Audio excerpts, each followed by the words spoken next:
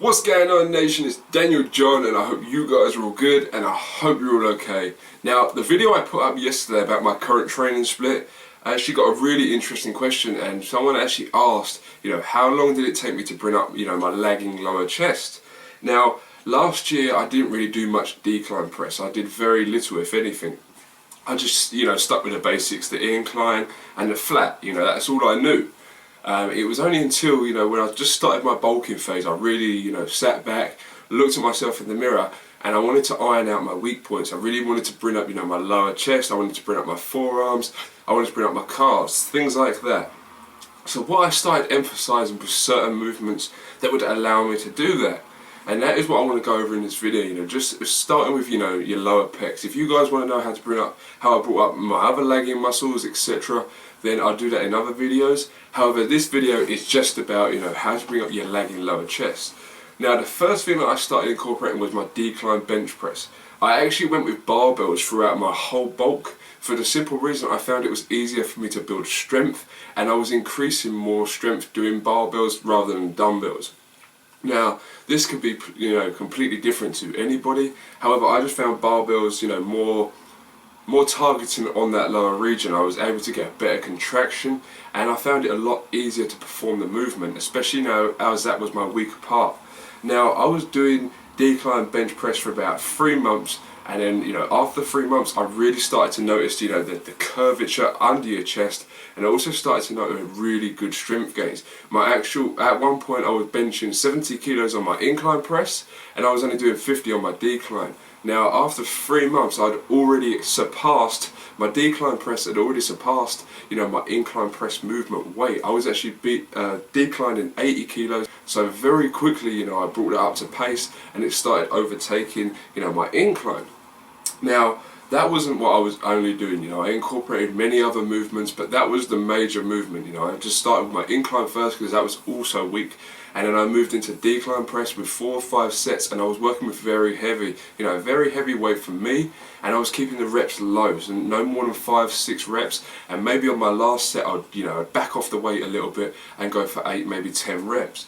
So that was what I did. I also incorporated decline flies. Now, as awkward as it actually sounds, performing this exercise looks kind of awkward. You're on a decline bench, you've got 2 dumbbells and you're pulling apart and you come together. It's kind of an awkward movement opposed to a normal flat bench fly or an incline fly. Well, it was awkward for me because I had never done it. So I started incorporating that movement as well. I totally took away flat bench flies. I totally took away the whole flat bench movement. I just focused on my incline and my decline. And within 3-4 months, I'd already noticed these results. Now, it wasn't until I started my diet in the early 2013 that I really noticed the results starting to come, because men hold naturally a lot of fat around their midsection. That's just what we do. So as soon as I started to strip that weight away, my shoulders started to look more bigger, because it was it was kind of a misleading thing. It was a psychological thing. If you look bigger in the waist, you look smaller up top. As soon as you start looking smaller in the waist, thinner, and getting your abs tight, and you're getting rid of that lower belly fat around here, everything up top starts to look bigger, and it starts to give you that V-taper look. When you spread the lats, your lats come down here, and your waist comes in really tight. So it wasn't until I really started emphasising my diet, started losing 20 pounds etc. of body fat, that I really started to notice that I'd actually brought up my lower chest, and I really got the bang for my buck out of doing that throughout my bulk. So that was just my 2 cents, if you want, on how to bring up your lagging lower chest. Lower bench, decline bench press, whatever you feel comfortable with. If you want to do barbells, do barbells. If you want to do dumbbells, do dumbbells.